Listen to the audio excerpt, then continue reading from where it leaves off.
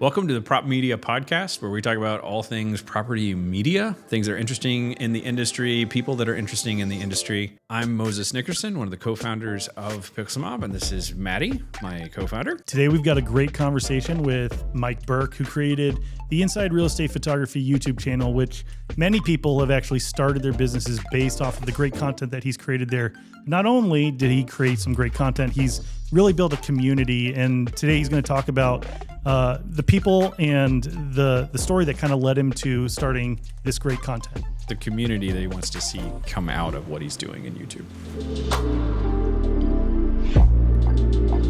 All right, Mike, thanks for joining us. You've been kind of in the real estate media sphere for, well, really as long as I've been in the real estate media sphere, I've kind of known about you. I've early days did some Google searches on real estate media, and I watched your YouTube videos very early on. I think you were the first name that I knew in property media world was Mike Burke. Of course, at the time, I didn't know who you were or how influential you would end up being in Pixelmob's story. But yeah, anyways, we're very excited to have you on the podcast. You're a pretty big deal. We want to learn a little bit more about you and introduce you, Mike Burke, the person, Inside Real Estate Photography, while people know you from your YouTube channel. But we'd love to kind of hear the origin story. How did you get into real estate media? Where did all this start? Yeah, I kind of stumbled into it like a lot of us do, I think.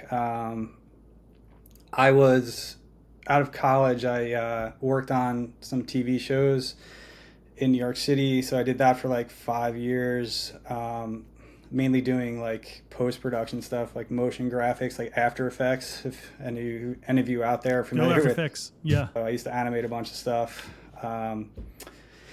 make words fly across the screen, that kind of stuff, for TV shows. And that was cool for a while, but it was like, the television industry is it wasn't my scene. It was just like, at least where I was doing it, it was like, they didn't really care if you were there or not there or what you were doing. It was just like, if you don't like it here, there's like 10 people that want your job. So, that was kind of the attitude of it. I felt like, it was just like, so I was like, I got to get out of this. Plus, yeah, like you said, the hours were excruciating a lot of the times. And I was in my I was in my like mid 20s, and I was just like barely seeing my friends. I was single, and I was like, I even if I wanted to have like a relationship, it would be impossible. It was just like, I was just like working all the time, and I was commuting up there. It was just crazy. So not to get too into that, but like I wanted to do something more locally. I live in New Jersey, so I was like, what can I get into? And first thing I did was I started my first business after leaving the TV thing, and my first business, I was trying to be a wedding videographer is what I was trying to do, which probably a lot of us in this business have done at one point or the other too. I feel like I'm there's sure. kind of a pipeline from corporate job to weddings to real estate photography. I was doing that on the weekends, and I was working like odd jobs. I was like delivering food sometimes. Like I was just like doing anything to make ends meet. I was just like trying to get this business off the ground, and because I was kind of starting from scratch. I had done weddings even like while I was in college. Like I had it wasn't like I was never did a wedding before. I had done a bunch, and I was doing film and video in college. That's what I like sort of majored in. So I had done a good few weddings over the years. People were asking me, people that I knew, blah blah blah. So I was like, this will be a perfect business to start, because I already have like I've already laid some groundwork in this area. So yeah. While that was going on, my cousin became a real estate agent. I got all this photo and video gear, and I'm like, hey, when you get a listing, I'll help you out. I'll shoot it, and so she was like, yeah, definitely. So that's how I got into it. And I had no idea anything about real estate photography, that people even did it for like a living. I mean, this was for like, I don't know, I want to say this was like 2012 or something. Well, and back in 2012, there weren't a ton of people doing Yeah, this for a living. it wasn't a huge thing back then. So like, No it good wasn't YouTube even channels to follow for sure. Yeah, so. there was no Mike Burke churning out content to help people start their real estate photography businesses. Yeah, I had no idea. I just knew I needed a wide angle lens, and which I had, and like I just, I went. She got a listing. I went there, like, handheld with my wide angle lens, and just like, went in each room and just took like one picture, and like, like that's what I did the first time I did it, and This makes me feel better about my intro into the real estate photography space. Yeah. She was using me for stuff, and then as it goes, like she told me somebody else about me, and then like, so it was just like a total like, oh, this is a cool like extra money thing. Well, it was like I was, like I said, I was doing weddings on the weekends, and I was like, during the week, I was like I said, I was working on and off like other odd jobs to make ends meet, and like I was doing this too. And I was just like, yeah, it's good extra money, and anything like at the time it was like anything that involves a camera and you want to hire me for, like I'm all for it, I'm game. So Yeah. because that was really my mission. It wasn't so much being a successful wedding videographer necessarily, but it was just like I want to make a living with my camera. That was like my goal. How long did that take to kind of evolve into a real estate media business? Was that like 10 years or? Like I said, in the beginning, I wasn't even considering it like an avenue. I was just like a side hustle. Yeah. I didn't think it was like, I didn't think it had the potential to be a full-time thing, So something switched from I'm a wedding videographer to I'm a real estate photographer. Yeah. And, and I was like, I was actually really enjoying doing the real estate, to be honest. And I was like, I would love to do more of this. So then I just started pushing, like pursuing it more heavily. And then, I think it was like 2015 or 16 when it was around then when I went like full time with it. And what helped me do that too is I had a good friend of mine. Well, he's a good friend now, but at the time I didn't know him so well. But my wife used to work with this guy.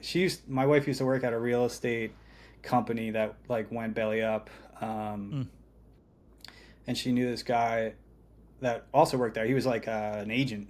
He wasn't a photographer, but anyway, that company went under. They all went their separate ways. We ran into this guy out on the town one night at like a show or something. Like we were seeing a band, and like ran into him, and he's like, oh, I started this real estate photography company, and I was like, oh, no kidding, I was like, I do that too, and he's like, well, he's like, he was like more like further along than I was, and he had like, being that he worked at this agency, he had like a huge like sort of book of people that like that network is huge.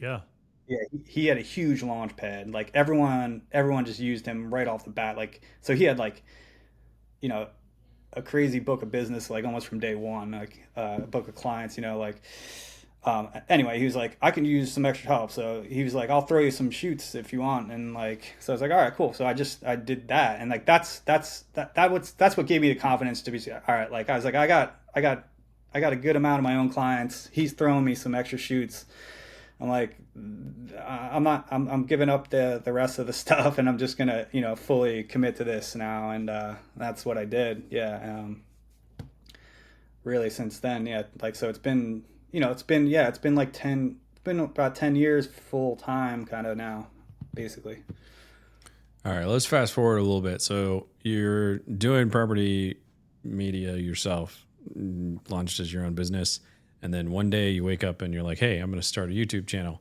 So walk me through that. Like what inspired you to move in that direction?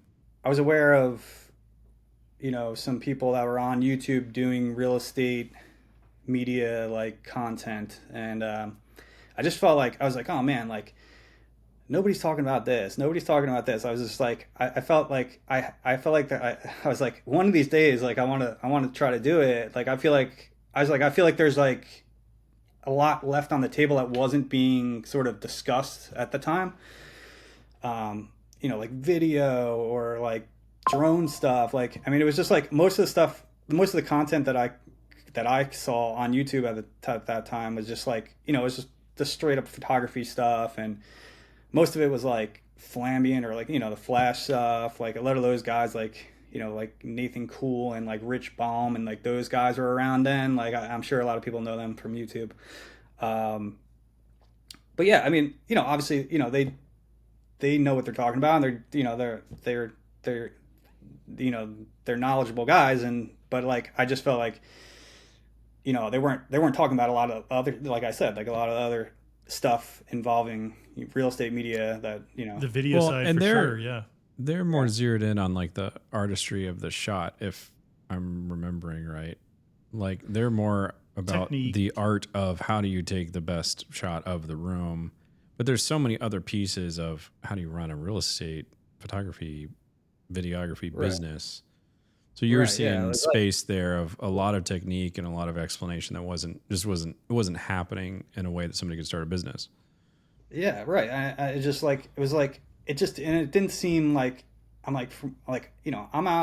out grinding, shooting like 5 houses a day, shooting brackets, and like, like I feel like, like this is what the more typical real estate photography business model looks like, is what I'm doing. And these guys, these guys aren't doing that. They're like, yeah, like you said, they're like, I don't know how they're doing it, to be honest. Like to this day, I'm still mystified. Like, I haven't watched a ton of their stuff, but from what I know, like, they, it's like they shoot and edit their own stuff, and it's like, like how much are they getting paid? Like, it's like, we're getting a couple $100 for a shoot, not a couple thousand. So like, I can't imagine being able to do one shoot a day and like editing it and making enough money like that at least here in New Jersey, that's definitely not in the cards. You know what I mean? I don't know anybody that's getting paid that much to do one photo shoot, unless it's like maybe like a architectural thing, or like some like right. like really high budget job.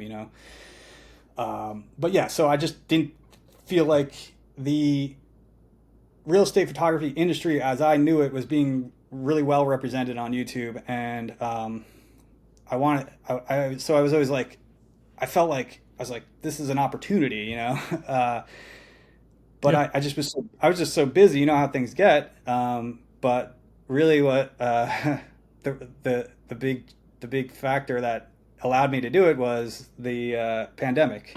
So that's kind of when, for a lot of things, I think, the YouTube channel kind of started 2020 world. Yeah. We had a little more time. If you go back in my videos, first video is March of 2020, right when nice, right when it all hit the fan. You know what I mean? So what was the first video? Yeah, it was, and it's terrible. Well, it's not terrible. Let's pull it up. No, I'm kidding. Let's do a reaction video on Mike's first video. I was so, just uncomfortable, I guess. You just tell, like, I was like a deer in headlights, and people have made fun of me about that on numerous videos. I guess I whatever. But especially the early ones, I was just like, it's not easy to talk on camera, I guess. I'm much more comfortable with it now. But anyway, so it was just the first video was like, I was reviewing like 3 different like wide angle lenses. So it's like which one's the best kind of thing for real estate photography. I think you've done particularly well with the kind of like review type format. I think the first thing that I saw from you was a Matterport comparison, I think. And you were kind of I don't remember the other ones you were comparing. But you're talking about like Matterport versus iGuide, maybe like that kind Cloud of stuff. Pano or some of the other ones. I don't remember who you were comparing at the time, but it was just like so detailed. I was like really kind of like, what, man, you spend so much time and you got really granular, very technical. I mean, there was some high level stuff that like immediately was obvious, like dollhouse views and things that this has and this one, but you got really into it, like the pricing, the equipment. And that was I think my first exposure to the content you were creating. And you've done several kinds of videos like that now that I think it's created a place for people to understand the real practical, like, utility parts of it. Truly, I think you've picked a great name for it. Inside real estate photography. Like, your initial mission is very obvious in the content that you're producing now. And, we're talking about 5 years later here. It seems like there's still kind of an always flowing new kind of bucket to go into in the tutorials and reviewing and all that stuff. Yeah. I mean, things are always evolving, so it's, it's never. I was always afraid of that. Like, am I ever going to run out of like, like topics or like video ideas? But like, it doesn't seem so. It's like, there's always something going on. I feel like. There's always new cameras, so at least that'll there's keep always you going. new stuff to review.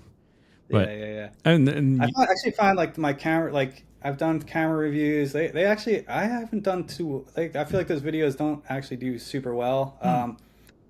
At least I feel like the audience mostly responds to like I think the best response I get is like just, I think the tutorials things, like just like specifically like techniques for this or that, or just like I mean, those seem to be like what people appreciate the most, from what I could tell. I think even like HDR editing, we've had times where we've had editors. I don't know. Actually, it was an editor. There've been cases where I've sent that video to people that are within our sphere, so they understand. I think I know what it was. It was a photographer that was trying to figure out some basic stuff to send to their editor. I'm like, watch this video, and that's been a great resource. Actually, this is funny. I have a video on like doing a virtual twilight, right? I can edit, how to edit one, and create it. And like I in the video, like I give access to like the photo that I worked on in the video, so that people could download the photo and try it themselves. Like watching the video and like doing what I'm doing, just like so I just gave the photo out like in a link in the description. Yeah. So it was a Trojan horse. This is where you're going to tell everyone. Yeah. No, but like, are you tracking everyone's computers? You know how editors, like, we all get spammed by editors every day, like in email and stuff. I know where this is going. I get an email from this editor, and his example, like virtual twilight photo is the one from my video. So he like literally he must have did the tutorial and made a virtual twilight with my photo, and like he's using it to try to like solicit business. Well, and at least it's a photo that somebody was saying you can use this, unlike often happens, right. And it's just some random person's photo that's been ripped off. This has happened to us many times. We have a verification test that editors go through on our platform in order to be able to offer services. Get verified, yeah. And so we have a collection, and it's several hundreds of photos. But when we're talking about like virtual twilights or any of the specialty editing, there's a lot smaller pool of photos that we give them to edit as part of the test. And particularly early on, we're a lot better at catching them now. But it was like every photo gallery was in that. They were all the not test every, images. but it would often pop up. You'd see the same photo in multiple people's galleries, and then we had multiple people concerned, like, "Hey, these people are just sharing the same work." And we're like, "No, it's not. They're legitimately, it's their work." But yeah, so we know those photos now, and we try to flag them and pull them off if we can. We do, but there's also is an interesting part of that too, of like. We've even gone back and forth of whether we should publish that gallery, because it gives such an easy comparison of the exact same photo. Standard photo. Where you can see how they handle a kitchen exactly the same as the other editors you're verifying, but we've never developed that. Yeah. Totally. Like on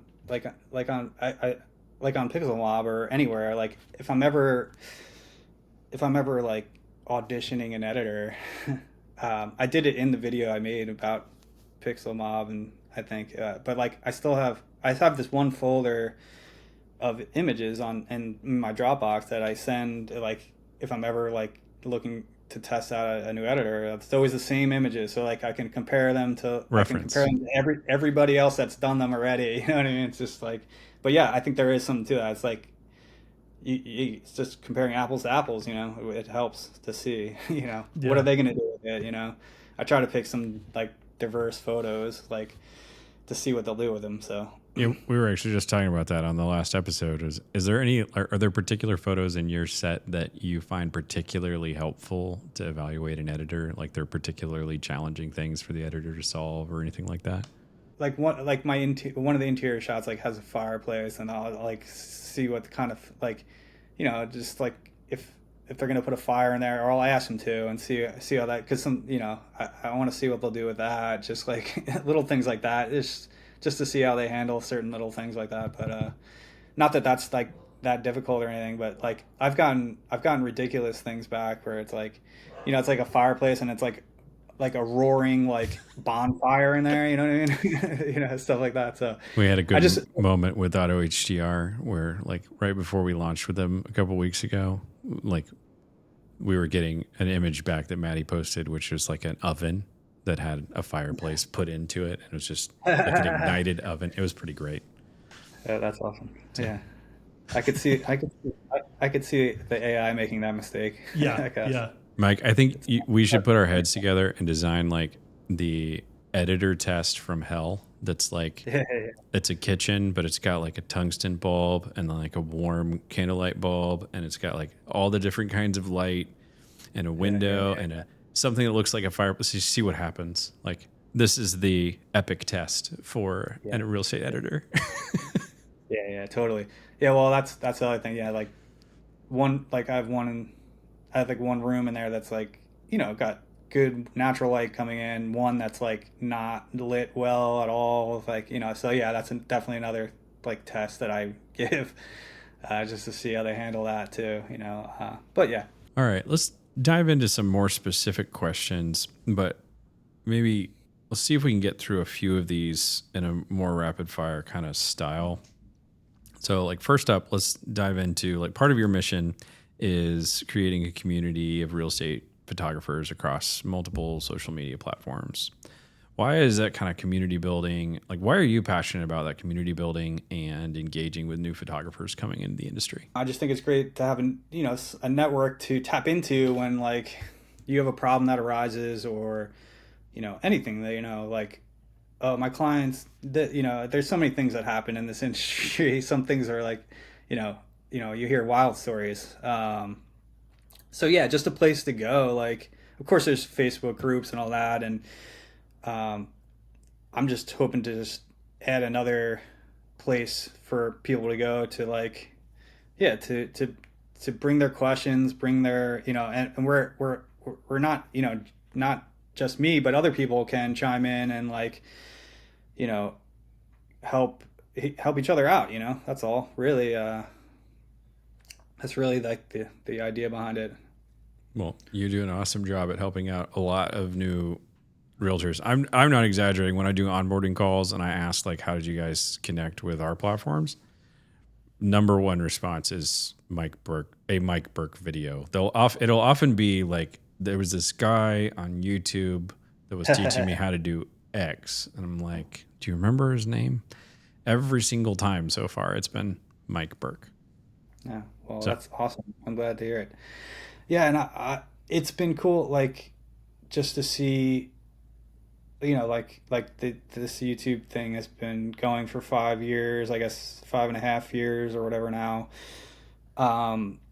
And yeah, just like people people have gotten in touch with me, or people that I've actually even kept touch with over the years. That I also do like one-on-one like mentoring stuff too. So I meet with people like that, you know, on a one-on-one basis. That's something that I do periodically. And some of these people that I've met with years back, you know, now have like, you know, thriving real estate photography businesses. They're like, it's pretty cool, making more money than me, and it's great. You know, it's like, it's awesome to see. There's a few of them, and it's like, I'm not, hey, I'm like, you know, I'm not taking credit for it.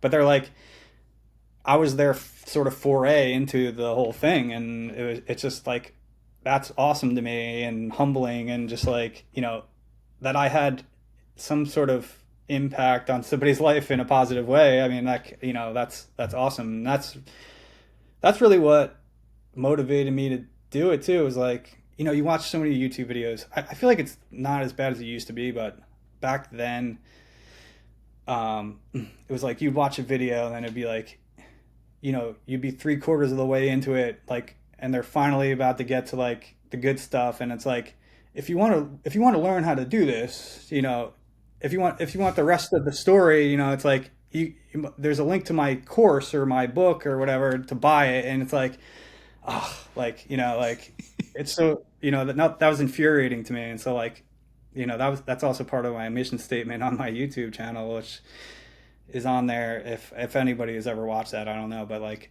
I'm like, from day one, I was like, promise, like, I'm never gonna do that, and I'm gonna like, I'm never gonna bait and switch anybody, and I'm just gonna. I tried to just be, just straight up and real and like transparent, and as best as I possibly can be, and I really do try to my best to be that way, and I think people have responded to it, obviously, because it's it's grown, it's it blows my mind how like I don't know, like I'm not like one of these YouTubers with like 5 million subscribers or anything, but it's like 70 something thousand people. That just, that's mind blowing to me still. It's obviously we're in a very niche thing, but so it's very humbling and very awesome to see how things have went. It's really gone well beyond anything I've ever expected. So it's cool, definitely. It's like, it's just taking a life of its own. Like I'm just along for the ride, kind of. I just feel like well, your content's so thorough, and you don't hold back. And like you said, I mean, you've been doing this for 5 years, so there has been some content where you've refreshed and given a new basics type thing. But like, because you've been going, you've built this library that's extremely extensive, and so like if you're following along with what Mike's been creating, you will have every trick. I think there's you're covering so much, so it's just really, really cool to watch that kind of keep compounding in this library building. I find that I have fun like learning new stuff, and I get excited. I'm I genuinely enjoy this kind of work, and I'm passionate about it, obviously, or else I wouldn't be doing all this. But so it's fun for me, and it's fun to like, oh, like, hey, like I found out about this thing, like I get to share it with people. That's like, it makes it even more fun. It's just like, so anything I learn or come across, like I try to share with everybody, and again, if I could help elevate somebody else's business or anything like that, I'm happy to do so. That passion is I think really important when you're kind of creating something that's a free resource, and some people may or may not realize, like, you have your own active business that you're running in addition to creating this content. That's exhausting. I mean, and you've always got to be a few weeks ahead of your next videos, and you got to have a few in the chamber. You got to be this backlog that you kind of build up to, and you got to edit and release it while also doing real. Like you told us right before we started this that you had just got back from a shoot really like an hour ago, and kind of just sat down in your studio and plugged in, and it's a lot to do both. Yeah, that's the biggest challenge of it, especially nowadays, like finding the time to do it. It's easier in the dead of winter when things are a little bit slower, but yeah, especially during the busier times. That's why I never could get it, like I said, get it off the ground initially. There was a good there was a good few years where I wanted to start it and I just never did. And the reason I had time when the pandemic hit was because I actually had to, my son had just been born like a couple years before the pandemic, and he was like a super early premature birth, and he had like all these lung issues. He was on oxygen tank like until he was 1 years old. So like his whole first year he was on oxygen. You couldn't go anywhere without attached to the tank. So yeah, that was obviously a very intense thing. And he was off the oxygen by then, but obviously COVID being a respiratory illness, and yeah, especially in the beginning when we didn't know exactly what the ramifications were going to be. And like, I mean, obviously it was very serious, and but like, no one, in the very beginning it was like, oh my, no one really knew what was going on. So it was just like, I had to like, just like stop shooting. I was like, I can't go into strangers' houses. So my friend that I was talking about earlier that I did shoots for earlier on, he runs a company near me, and he's got like a team, he's got like a, whole big operation, so he was gracious enough to,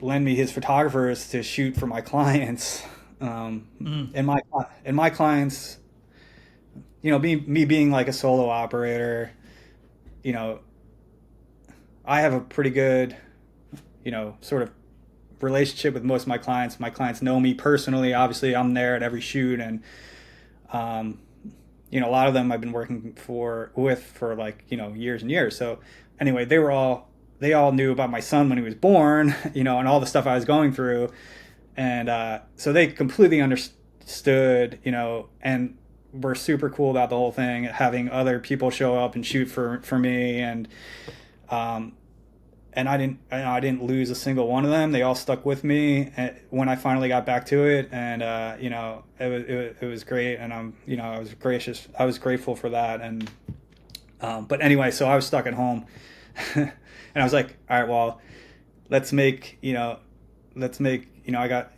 got lemons, let's make lemonade out of the situation, or whatever the saying goes. So I was just like, I could finally do this YouTube thing. So I just like, I just like started working on it, and within a few weeks I did my first video, and so I was stuck home for, I don't know how long it took me before I started shooting again, but it was a while. It was like, it was months. So I was just like, in the beginning, I wasn't like pumping out videos, but I was just like, I literally had, other than managing, like I was still getting the photos and like, delivering them to my client, doing all that back end stuff. Okay. But, and really during the day, it was just like, doing, working on this YouTube thing. I was like finally getting off the ground. So I don't know. I was just like, I produced a bunch of videos in those months that I was home, and that really just set the foundation. And then once I got back to shooting my real estate stuff, I already had the foundation laid, and I sort of had like a system and like like all that. So it was much easier for me.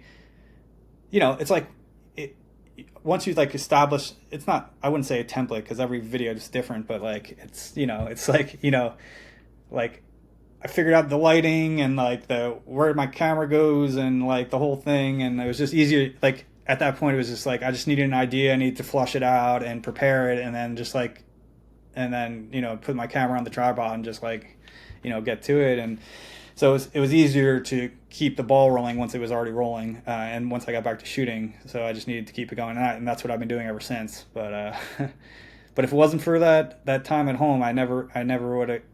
If that pandemic never happened, not to say that that was a good thing by any means, but the silver lining out of it, I guess, was that I had the time to start it, and I did. And yeah, I am that's one good thing that came out of it. So We would agree. Your channel and its help to a ton of new photographers is a great thing that happened to the prop media industry.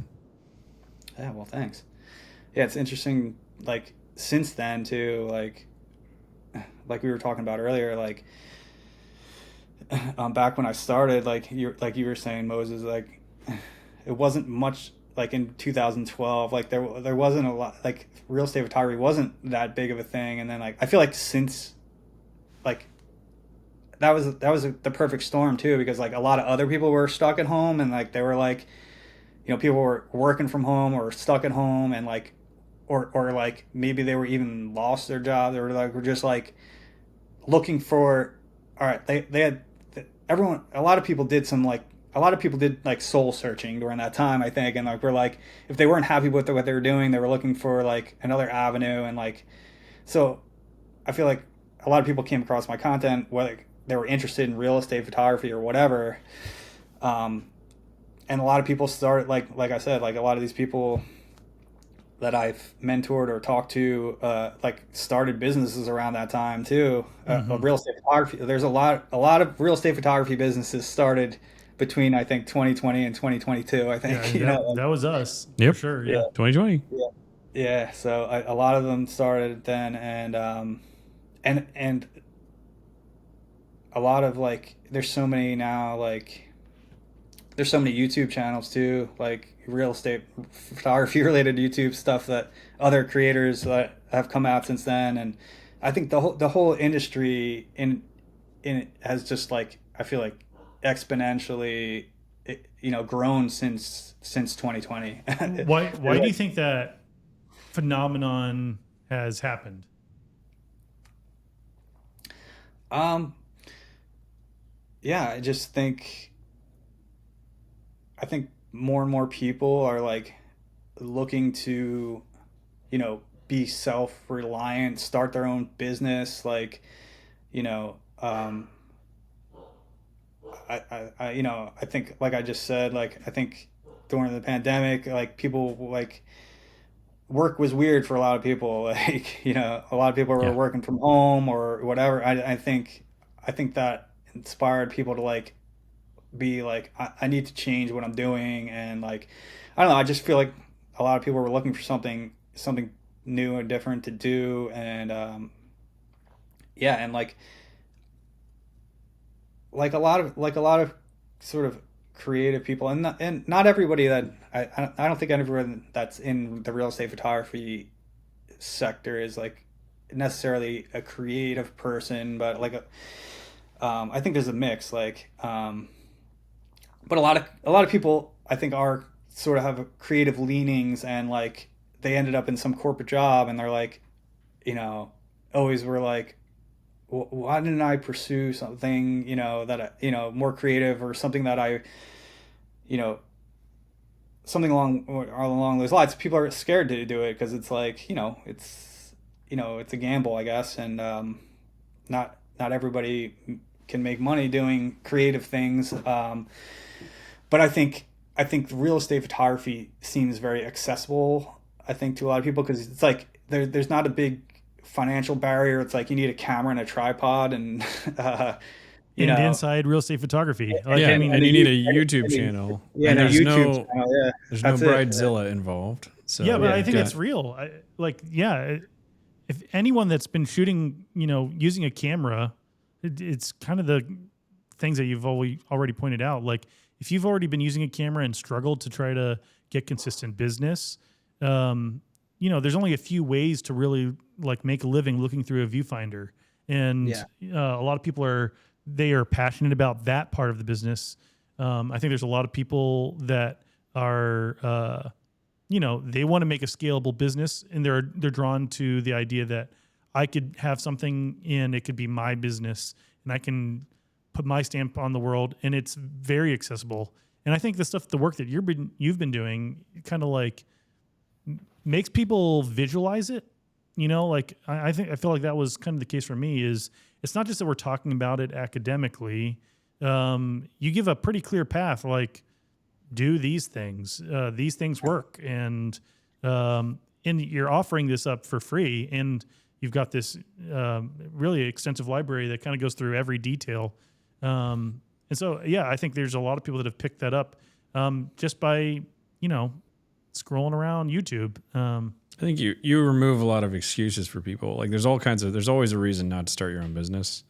Yeah. But when you have like essentially a technical manual, like I see you as kind of like the every person's coach in real estate. Like there's tons of great coaches in the real estate, in the property media space, but you're kind of I don't know how to say this. Like there's no question, like there's some teachers, there's like no questions too dumb or too granular. And then there's other teachers who are like, their mantra is, let's keep this high level. All right. We don't want to go there. But other people, they need to know what setting to put their ISO on to feel confident. And some coaches don't ever want to talk about that. But you like bring it down to I've never touched a camera before, or maybe I've touched a camera and I enjoy camera, but if somebody would walk me through the exact settings, I would take a stab with my cousin who's a realtor. But if no one will do that, I'm going to stay in my job. I think you create a space where those excuses come down of like, if you want to do this, there is a path and it's online and you can follow along with Mike Burke. It's pretty cool. Yeah, well, thank you. I appreciate that because it is sort of how I approach things. And like I don't know, I'm obsessed with like I'm personally obsessed with like efficiency and like, that's another reason why I felt like I had something to offer in the YouTube space and helping like teaching people was because like I don't know, like doing so many shoots and everything, like I developed my own systems where it's like like in my video about, for instance, like how to do like just my general video about like doing a drone shoot for real estate photography. It's like I over the years have like and doing hundreds of drone shoots just like came up with like my own little like system to like make it as efficient as possible, but being like from starting from this point, move the drone here to here instead of like flying all over the place getting random shots. Like I have like a system in my mind every time I do a drone shoot. It's like I start with these shots, then I do these shots, and the order of them makes sense because it's like the shortest distance between, and it like it's just an efficient way of doing it. So like anyway, like that's how I look at things that I do in my everyday business. So I'm like I feel like other people can benefit from my like efficiency obsession. I don't know. So but and it makes practical sense. So yeah, I think people appreciate that when they watch the video. It's like, wow, that's that's a more efficient way of doing it. Like and if I'm not perfect. If I'm open to like again like to me like it's a community thing, and like I've learned random things from people that watch my videos. Like someone will comment, oh, like this is how I like, and I'm like, I always encourage people to do that. And I'm like, oh, wow, that's cool. Like I never thought about that, like, so, that happens too, like where I'm learning from other people. And like, that's what it's all about. I feel like, it's like, let's all learn from each other and help each other out. Unfortunately, yeah, like the Facebook groups and stuff that's there, but like I'm sure you guys are in there. It's like some people are so brutal to people in there. It's like you said, like Moses, like I don't really believe in stupid questions. Like if you don't know something, it's because you never did it before and you just don't know. It doesn't mean you're stupid. You know what I mean? Yeah. Where it's like, someone will ask a basic question in like the real estate photography, like the Facebook group, and like people will berate them for it, and it's like, it's kind of lame, but it's terrible. I hope we all can be nicer to each other, but it's like, and it's not. Hey, it's like overall it's fine, but like that does happen in there. That's all I'm saying. And it's I hate seeing that because it's like now that person's probably mortified and they'll never ask another question again. And it's like, we should be, we should be propping each other up, not like, tearing people down. So I don't know. That's the way I've just tried to do things. And, because I've been, we all didn't know how to do anything in the beginning. Like, we all start from the same place. It's like, and people go to those groups and these things looking for guidance and help. And it's like, that's what that's really the point of them, so we should be trying to help them. But yeah, I mean, of course, yeah, there's people of all different experience levels in there. And, yeah, maybe if you're more experienced, you want to talk about more like intricate, like more higher experience topics or something. And you're just like annoyed by people coming in there asking, yeah, like, what do I set my ISO at or whatever, and I get that, but like, then start another Facebook group that's like, dedicated to, snobby real estate videographers group. Yeah. Established real estate photographers group or whatever it may be. No, but mine's better. You know what I mean? Yeah. So yeah, it's just, yeah, I get it, but it's just crazy to see that happening. But he's even trying to be nice to the snobby videographers, we can just have established videographers. You can just set up like a real estate media bullies group where they can just kind of pick on each other. We should. There's those groups where you like tag the group because the group name is a thing, right? Yeah, and you'd be like, just tag those posts with, "Here's the group for all the real estate bullies." Yeah. Yeah. You could just go in there and get berated and berate. Yes. Yeah. That'd be good. Yeah. But no, this was really good. We're quickly coming to the end. You filled us up with a lot of good info here. I definitely feel like there's more conversations to come, because I think, we're love to be able to introduce you to people that may have not heard about you or your killer resource for people who don't know you exist yet. But I think there's so much more we can talk about. Obviously, like, we've had so many conversations offline, and I think there's a lot of there's so many things in our industry to really kind of go into deep. Well, and maybe down the road, I'd love to talk more about like where you see like what you're saying about how the industry could operate is actually one of the things that I love about real estate in general, because unlike a lot of industries, it is actually relatively collaborative. Yeah. And we do tend to help each other because there's so many people that are strung together in this chain of how a house gets sold. Like, we kind of have to make it work.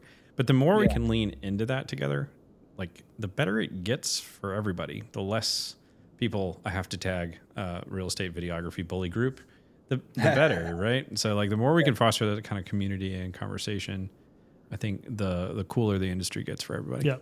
So thanks for being a beacon of that in the industry, Mike. Oh, well, thank you for saying that. That's very kind. I'm glad to help, like I said, any way I can. And it's just awesome meeting all these people like you guys too along the way. And it is a community, and that is I think a cool thing about it too. Like, there's definitely a bunch of faces and names that I know throughout the community, and it's always cool to see everyone's perspective in the Facebook groups and places like that. Like, it's not all just that it's not all bad stuff. Most of it's good stuff, and it's cool. It's just a cool community, and I'm glad to be a part of it in some way, shape, or form. So love it. Awesome. Well, Mike, thanks for being with us. I think we need to wrap up, but it was awesome to hear from you and learn a little more about your story and how you're still growing your media channel and your company. Again, thank you guys so much for having me. Appreciate it. Before we go, please tell us where we can find you online and where people can watch your great content. We've talked about it, but what's your channel and how else can people follow you?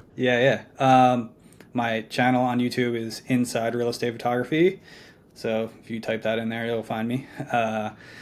And otherwise, like, my real estate media work, you can see mainly on my business's Instagram, which is at Burke Multimedia, Burke Multimedia. That's where you can see kind of what I'm doing as a real estate photographer. That's about it, really, I guess. And we barely got to, we really didn't talk about it at all. We mentioned it, that you are an active media creator today, but if you're watching this, definitely go check out his Instagram page too, because Mike's been doing a lot of traveling and doing some pretty unique projects and has been like really upping the video game. Well, not video game, but his video. I do like skills. a good video game. Yeah. But man, yeah, a real estate video game would be real estate photography video game. That's the next level. Yeah, that'll sell. But anyways, I do think that, yeah, you're creating some great stuff, and I think very inspiring all on its own. So yeah, give him a follow there. Awesome. Appreciate it. Thanks, Mike. Thank you, guys. Talk soon.